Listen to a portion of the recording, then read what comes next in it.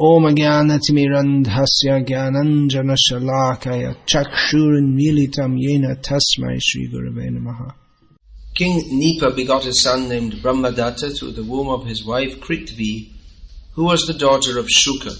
And Brahmadatta, who was a great yogi, begot a son named Vishvaksena through the womb of his wife Saraswati.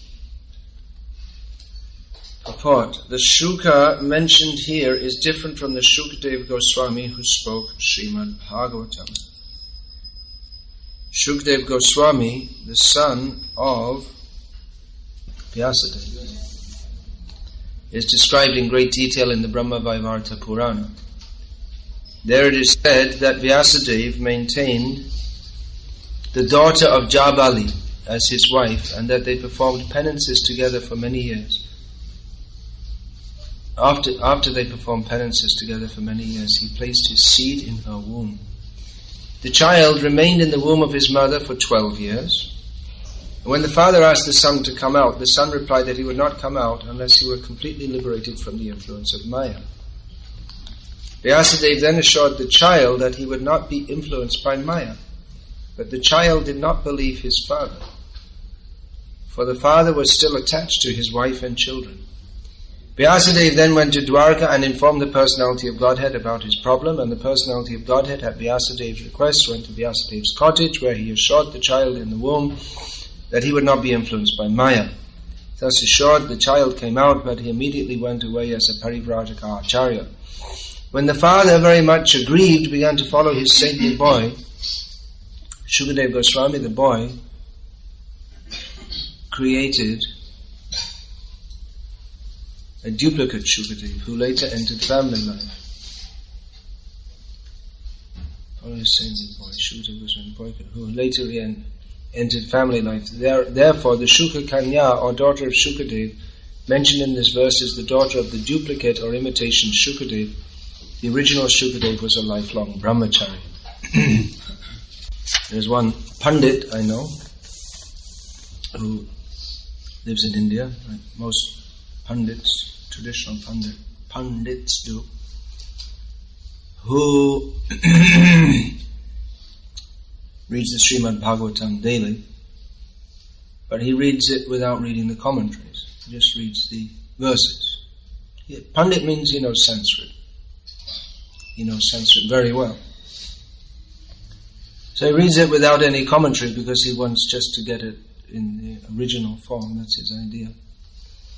But here's an example of the many, many examples within Srila Prabhupada's books of how one is liable to be confused, or questions will arise if there's not a purport. Because it's already been stated in the first canto of Bhagavatam how Shukadeva Goswami left home. And here in this verse, he left home means he left home because he didn't want to be entangled in family life.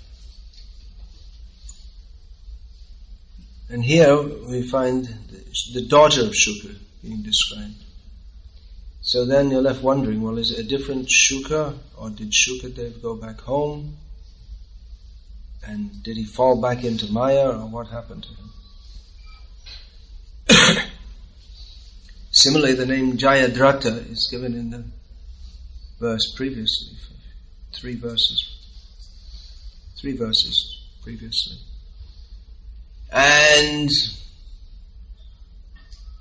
it's not explained here, but presumably it's not the same Jayadratha who was one of the famous villains, one of the famous baddies in the Mahabharata, described in the Mahabharata.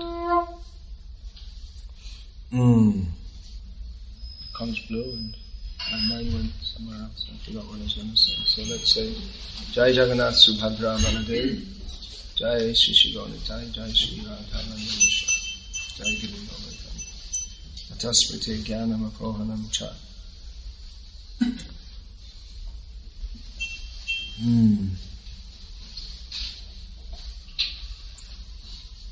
So, here it's clarified with reference from Brahma Vaivarta Purana that the Shuka mentioned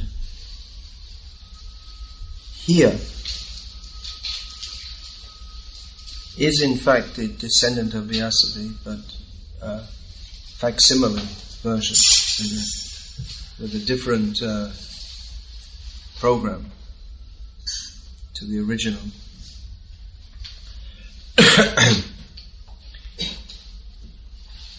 And actually many, this names, we'll often find that the same name is given to different people, just like Janaka. All the king, it's not just one king Janaka, but there are many. The famous Janaka is who? The father of Sita. There, in that line, there's Janaka 1, Janaka 2, Janaka 3, 4, 5, there's so many. There's one demon mentioned in Bhagavatam whose name is Hayagriva, and that's also the name of one of the Vishnu avatars. So some clarification from the commentators may be needed. Of course, it's understood that when Hayagriva is mentioned as one of the demons, I presume Srila Prabhupada doesn't comment. He doesn't add any comment, and I'm not sure if the previous commentators do. But it's just understood, presumably, that the reader's not so stupid that he would think that Hayagriva, the Supreme Personality of Godhead, has become a demon. Of course, the Srimad Bhagavatam was traditionally spoken among pious people. Nowadays, well, you have to be pious to hear Srimad Bhagavatam, and even by hearing you become pious. But due to various impieties, one's liable to misunderstand. Therefore, the traditional system is actually not to read the book by oneself, but to have it read and explained to one. That was the truth. In traditional India, most people didn't read anyway. Or reading means Sanskritam. It's not something for every grocer. So there's Vaishyas. They weren't expected to know Sanskrit. That narration is there of Narottam Das when, who was that king? He brought the Ganga Narayan Chakrabarti and big scholars he brought a whole band of scholars to debate with Narottam and defeat him. So Ganga Narayan and others who were Brahmanas, which was the whole point, that Narottam was from a non-Brahmana family and he was initiating Brahmanas, which was sacrilege in the eyes of the smarter Brahmanas. So they came, and the word came out that they were coming to challenge Narottam to save their guru from this inconvenience. Ganga Narayan and others who were Brahmins dressed they set up stalls along the way selling pan, which is a necessity for Brahminical life in the smarter system. So, and pots, clay pots, that's also required because they have to cook and they're not going to carry pots around with them, nor are they going to use pots used by other castes or even by other Brahmins who are not as elevated as themselves. Every Brahmin caste thinks that within the Brahmin caste there are subcastes. There are different divisions of Brahmanas, so every subcaste thinks that, well, we're the actual Brahmins and the others, they're just pretending. They're not really Brahmins at all. So it's a caste ridden. It's ridden through with the old caste system. And even today, it's going on. Not as seriously as before. So anyway, that you know the story probably, how knowing that the Brahmins would stop at these shops, then Ganga, who's that? I can't remember. They set up shop and the Pandits came to them and the shopkeepers, the so-called shopkeepers, replied in Sanskrit. And they were surprised, because you expect shopkeepers to speak in Sanskrit. They just know a little arithmetic, and that's all they need to know, actually. And whatever the goods they may be selling. And they replied in Sanskrit, and they were surprised. How do you know Sanskrit? And the disciples of Narottam Das, why shouldn't we know?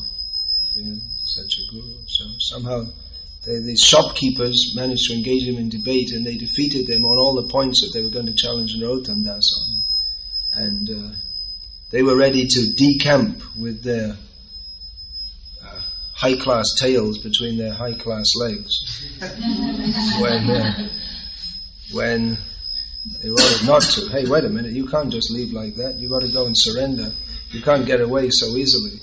They thought, if these are his shopkeeper disciples, what's Narottam going to be like? We better not get anywhere near there. We're going to be humiliated. But then Durga Devi, who they were Shaktas, worshippers of Durga. So Durga herself appeared in a dream to the king and said, hey, wait a minute, you can't leave here. You've got to go and surrender to Narottam. Otherwise, you know that sword I've got in my hand? Well, I'm going to bless you with it. Apply it to your neck, unless you go surrender to Narottam. So, yes, the Brahmanas, what was the point? I can't remember. Anyway, that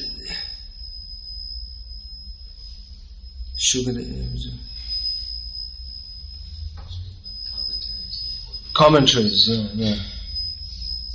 Okay, thank you. Yeah, so the commentaries, they provide the background in case there are any misunderstandings.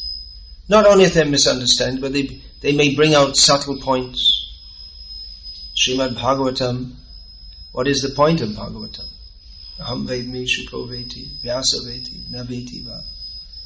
Bhaktya bhagavata grahyam, nameja nacha tikaya. Lord Shiva says, I understand the Bhagavatam. Shukadeva Goswami, he understands. Maybe Vyasadeva understands, I'm not quite sure. But anyway, Bhakti is the means to approach Bhagavatam. One can understand through Bhakti. Not simply through studying commentaries and one's own intelligence. So the commentaries are there to help us understand, but even then, we need to be guided to understand the commentaries, because for the conditioned soul, the tendency to misunderstand is amazing.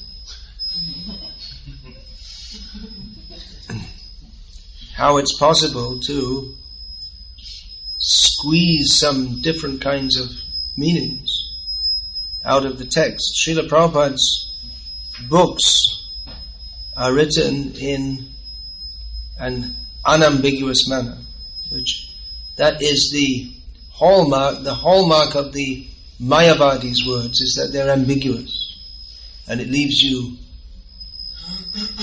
suspended, Trishanku style, in between sky and land, and not really wondering what's going on, and then they come to say, well, everything is just actually it can't be expressed by words, and then everything's vague, deliberately unclear. But Srila Prabhupada made it deliberately clear, because Srimad Bhagavatam is supposed to give knowledge. Knowledge means assurance, clarity, clear perception.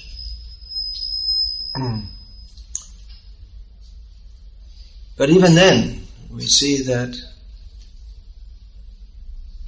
Srila Prabhupada's purports can be misunderstood, or they're to help one understand. But if one is determined to misunderstand, then he'll always misunderstand. One may just be stupid, or one may be determined to misunderstand.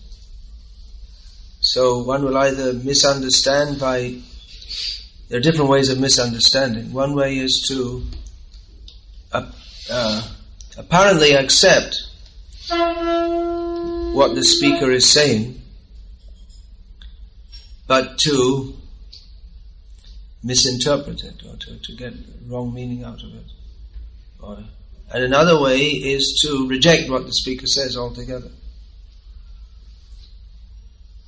So,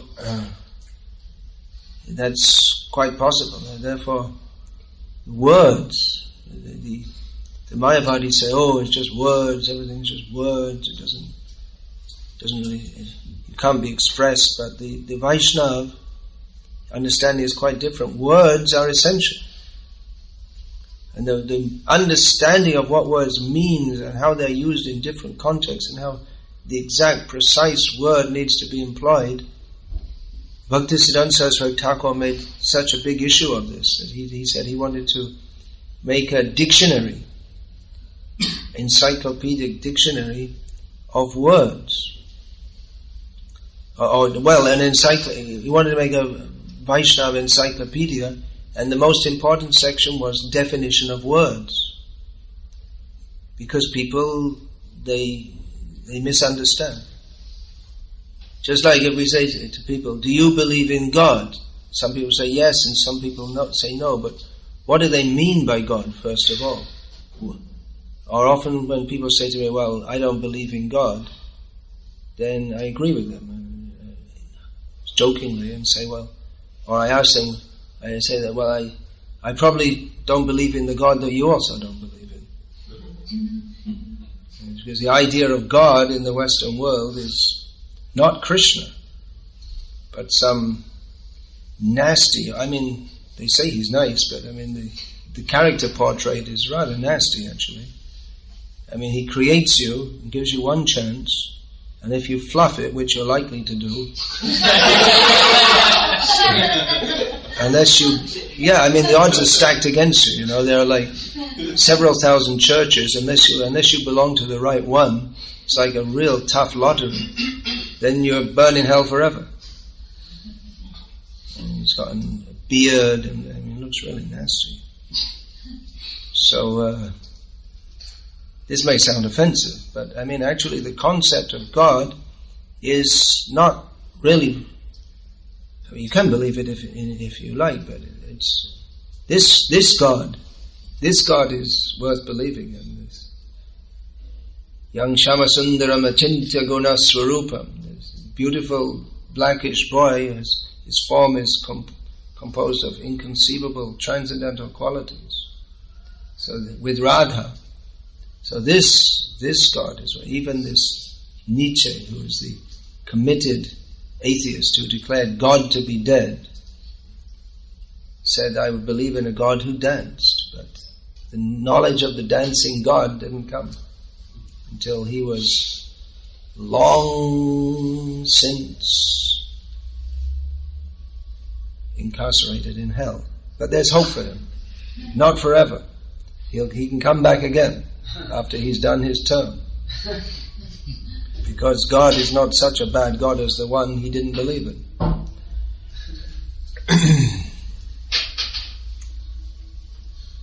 So terms, Bhaktisiddhanta Saraswati, all these terms, we say bhakti.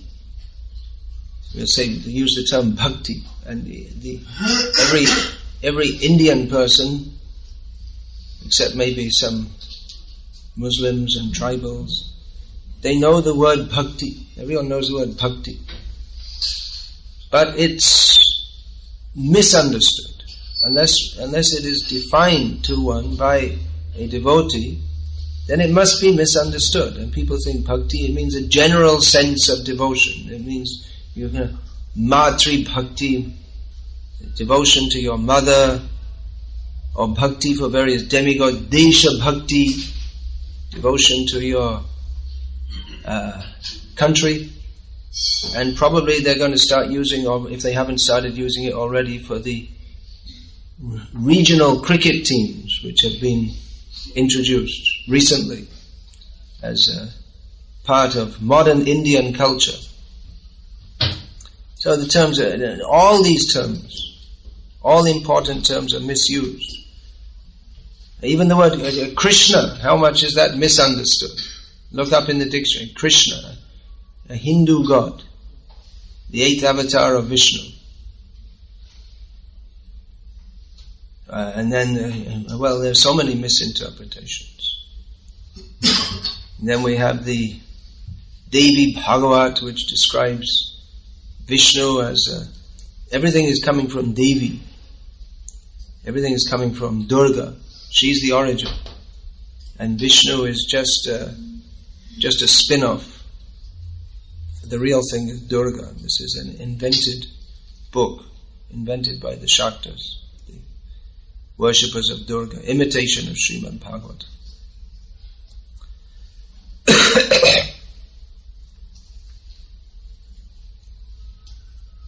So Srila Bhaktisiddhanta Saraswati Thakur, he wanted to make this encyclopedic dictionary. Actually, the work had already been started by Bhaktivinoda Thakur. But he wanted to expand that. Because without properly understanding what we're saying, we can't properly understand anything.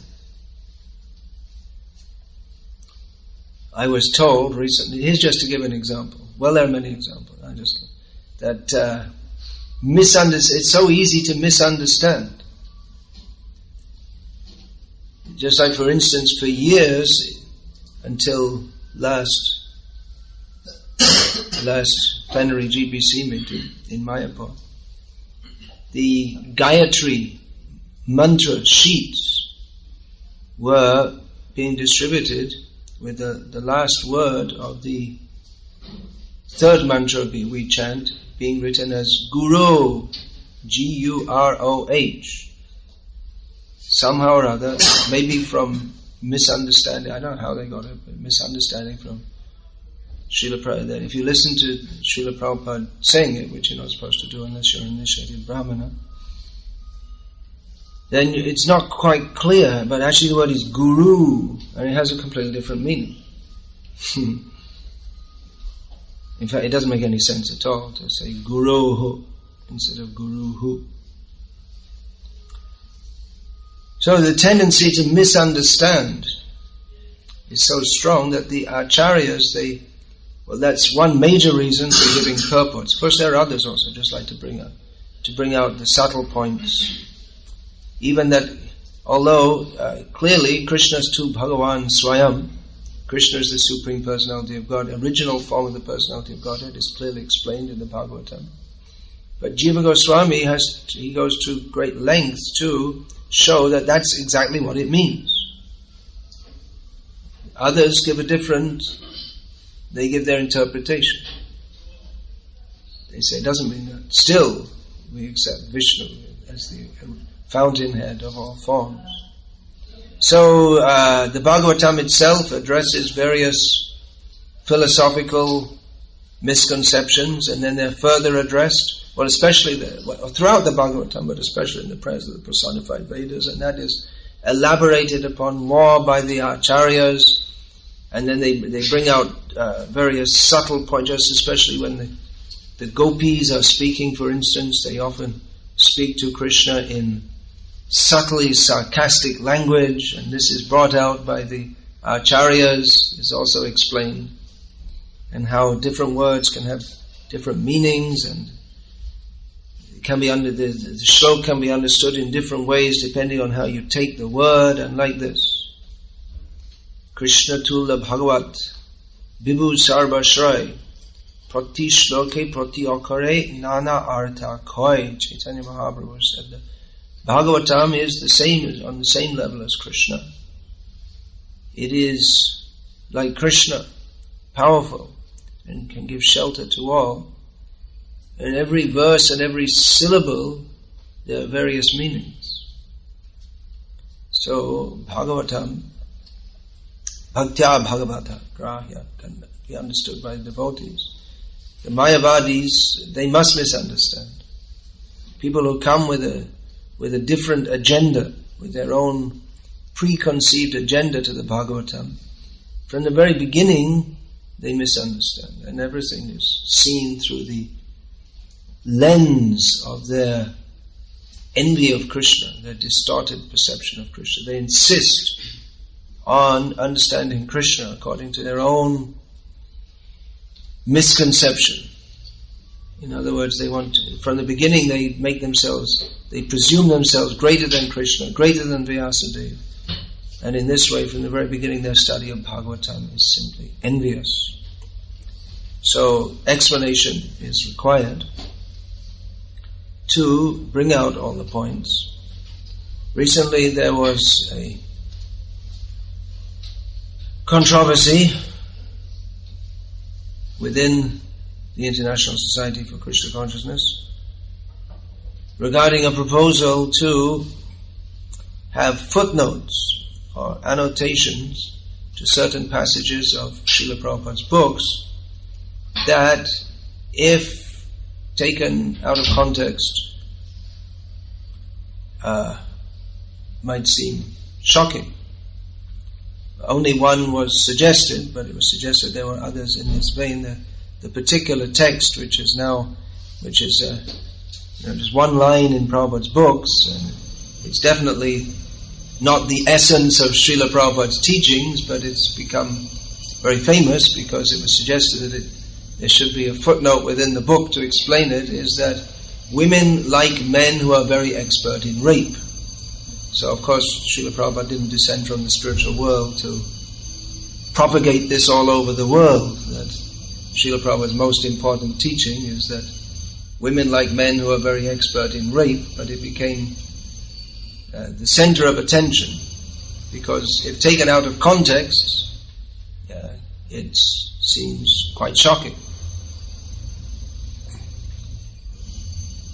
So the move to have footnotes in Srila Prabhupada's books has, at least for the time being, been shelved.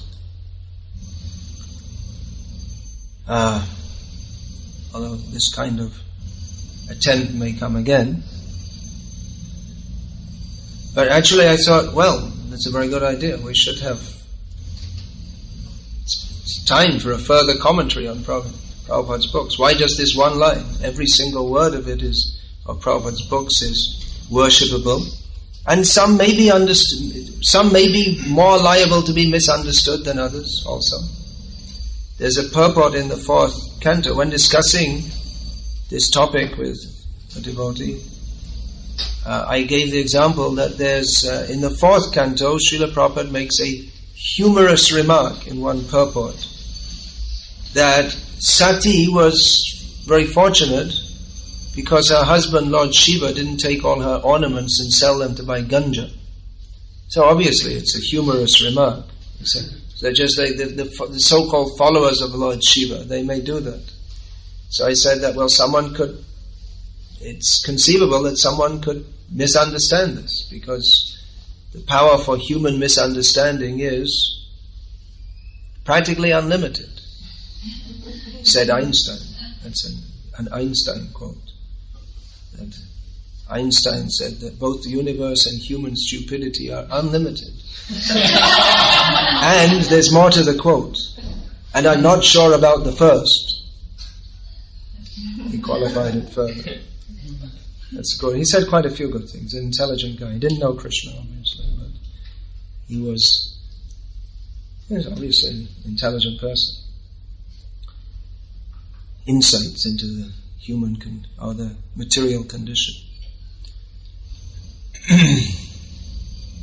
So then the devotee told me that actually he had that experience, that someone in Mauritius or somewhere had actually been, they're very angry that this should be expunged from these books. It's very offensive to Lord Shiva to suggest that he would sell his wife's ornaments to buy ganja. But it's to be understood that Srila Prabhupada is humorously joking. I mean, it's not, you might say it's not really proper to joke about Lord Shiva, but for Prabhupada, he can do it. We can't do it. We can quote Prabhupada as having said that, but we shouldn't make jokes about our acharyas, about the great devotees. But Prabhupada, he can do that. But that may require an explanation also. And actually every major commentary on any work is often followed as a matter of worship by subsequent generations of disciples, by further commentary. It's an act of worship. If one does it as, well, our acharya made this mistake and we have to change it, or in some sense that may be there. No, not exactly. No one should ever say, my acharya made a mistake. even if he apparently does. It's just not the proper etiquette to say that. But in the Acharya's purports, we often find that Vyasadeva himself, Abhadhavyatyapi, in Bhagavatam it's stated that the text of the Bhagavatam, even if imperfectly composed, so even in Vyasadev's writing, there is sometimes a point that seems doesn't seem to make any sense, or seems contradictory, or the usage of Sanskrit is irregular. If this use of Sanskrit is irregular, which is allowable in poetry, then the Acharyas, they just make the note, Arsha Prayog, the great person or persons have used the language like this. They don't say, well, it's a mistake, it should actually be. Or they may say, here this word is to be understood as, and they'll give another word. And then everything's clear. They don't say the Acharya made a mistake, nor did he make a mistake. He had a purpose. It's understood he had a purpose for saying like that, but although others may in case others misunderstand, then the later Acharyas, they clarify it. So just like with this whole big hullabaloo over a woman likes a man who is expert in rape, it could just be stated in a commentary, not in Prabhupada's books, in a separate book, that women like men who are very expert in aggressive seduction. And that should make the matter clear. Of course, you may need a sub-commentary on that also. But, it can go on forever, but it's supposed to be it's expected that the reader has some level of sympathy, and if the reader is not completely determined to refute and reject everything that's said, if the reader is a person who is at least what we would call open-minded, then they can accept that this is alright, that Srila Prabhupada is a great Acharya, he's a great pure devotee, Paramahamsa, and he's not advocating rape. He's making a statement here. You have to see the whole thing in context. Especially if anyone's read up to 4 cantos, you can understand that Srila Prabhupada, if they've read that far, they can understand that what he's presenting is a fully sublime subject matter, and he's definitely not, like some advocating something which in any civilized society is understood to be something horrible. So I didn't get to the point of what's said about Shukadev here. Yeah, well, Shukadev here. Ambeti, Shukoveti, Shukadev. Well, that's another whole class, I guess. There's no time now. I just had a little introduction and then didn't have time to get through to the class. Well, Hare Krishna. All glories to Shukadev Goswami. Srimad Bhagavatam ki jai. Srila Prabhupada ki jai. Is there any question or comment about this? Please. Yes, sir. Yeah. I heard a teenage speculation. One guy come from India, he comes here sometimes. He's actually from the place of Krishna. He says every once a year. From Mathura, Vrindavan. Yeah, somewhere near there. And he said every year when she was there or something, they have a little bit of a lick up of alcohol. I was like, how's that possible? He was intoxicated with alcohol. We just do it. And hemp. They offer in a Shiva temple in Mathura area. They offer alcohol and hemp. Bhang, I guess that's called locally. Well, that's required for sadhus. You can get bhang ice cream in Vrindavan. Lollipops. That doesn't intoxicate you, though, doesn't it? Oh, sure it does. That's why they take it. It does intoxicate, but that's not for Lord Shiva. He doesn't take it. That's the point. His so-called followers take it. It's supposed to be good for meditation. Supposed to make the mind very calm. It's also, so it's said, if you take it long enough, it has anaphrodisiac properties. Yeah, it used to be ancient, but anyway, we don't recommend it. Not good for devotees of Vishnu. It's also not good for devotees of Shiva. It's not good for anyone. But the devotees of Lord Shiva, they're addicted to all kinds of things which are not good for them. So The Vaishnavas are the best devotees of Lord Shiva because they worship him as the supreme Vaishnava.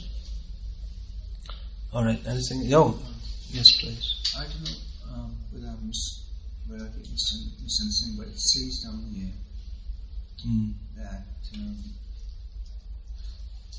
the child remained in the womb of his mother for 12 years.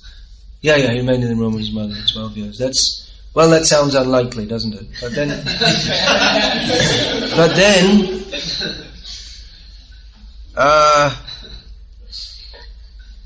Brahmadatta is mentioned here as a yogi, and Shukdev Goswami is also a yogi, so they can do all kinds of things that sound unlikely.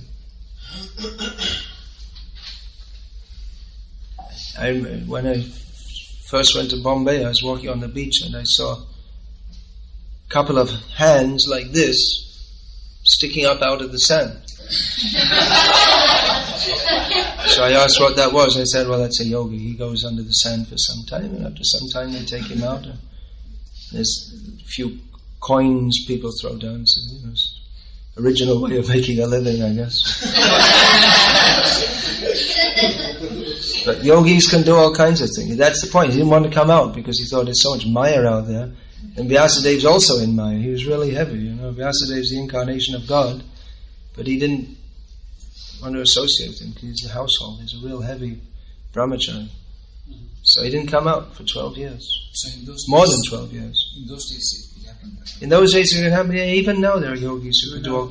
There are yogis do all kinds of things. I remember seeing as a kid on the TV a yogi. They put him in a vacuum, and then they kept coming back every 10 minutes. They were doing, it's one of these shows. They show all kinds of things, and then the guy was still there. And after 40 minutes or so, he tap, and he came out. So it's 40 minutes in a vacuum.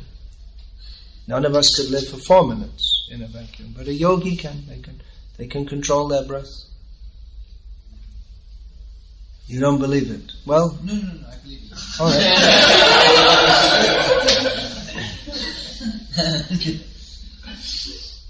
But I think we value this as this is 9 months, and that's enough. Yeah, we just believe it. That's all. We just accept that there are so many things which are inconceivable, even about what we know about this world. What to speak of things we don't know about. This scientific outlook that everything's conceivable, it's a big bluff actually, because for almost, more than 80 years, science has been stuck with the inconceivable, even in studying matter.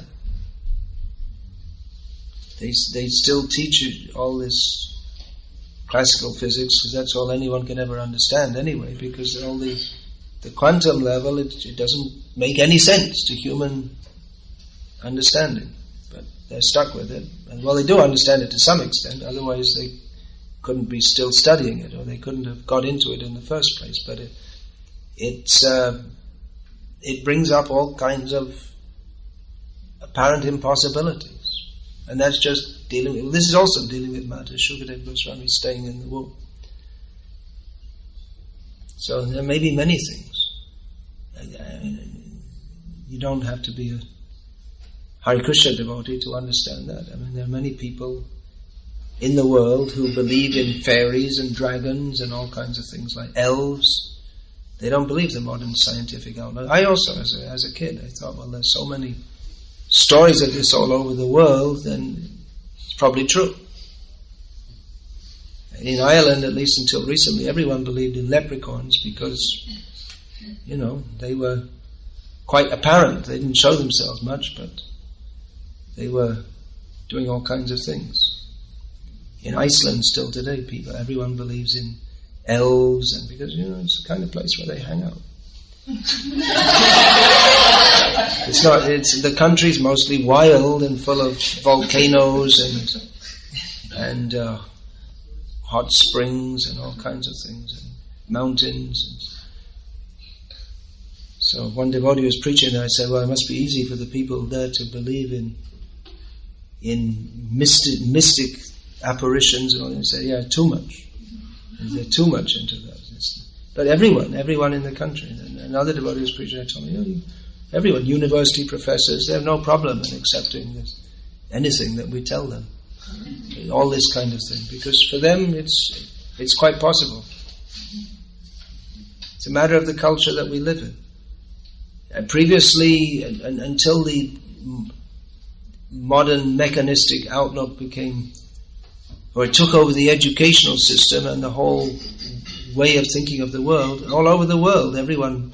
What is this story? Jack and the Beanstalk. Everyone know that? Any English people here? It's part of English folklore. There's no English people in Central London. Anyway, I won't tell the story here, but it's based on the understanding that there's a huge vine, or whatever you want to call it, which grows up into the clouds. There's a big giant up there who eats people and so on. So all this kind of thing. How did this, what's that called? Hobbits, Lord of the Rings, that all became very popular. You couldn't become popular unless people could, at least theoretically, accept the existence of such beings.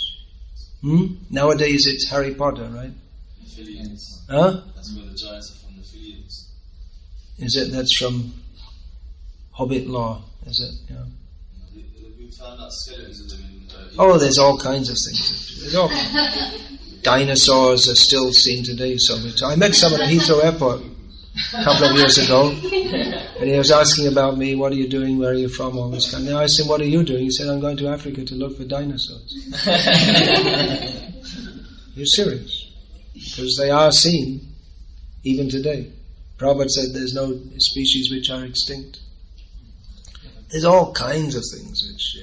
But they're still teaching in the schools this extremely narrow worldview, which it seems increasingly no one in the world believes in. There's a whole huge subculture going on of, I guess it's all, what do you call it, mixed up with New Age and this and that. Yeah, you have a question? Oh. All right. Respect the rank. Go ahead. What's that said in the military? Respect the rank, something like that? Anyway, comment on what? The fact that Shukadeva Swami is saying that Shukadeva is in Maya, yet Shukadeva. Well, that's the kind of thing we need to comment on further, isn't it? It's a tough one. A lot of research is needed, actually. What did the Acharyas say? Is it Shukadev's outlook? Is that his transcendental vision? As in, well, maybe because he was at that time an impersonalist. So just like even today in the original Shankara Sampradaya, they say spiritual life begins with sannyas. Atato Brahma Jignasa means now you have to inquire into Brahman. And to do it now means now it's time to take sannyas. Because you can't be self-realized if you're in family life. If you're living with Maya, then how can you be out of Maya? That's the Shankara Sampradaya, that's the impersonalist way of thinking. There's a possible explanation.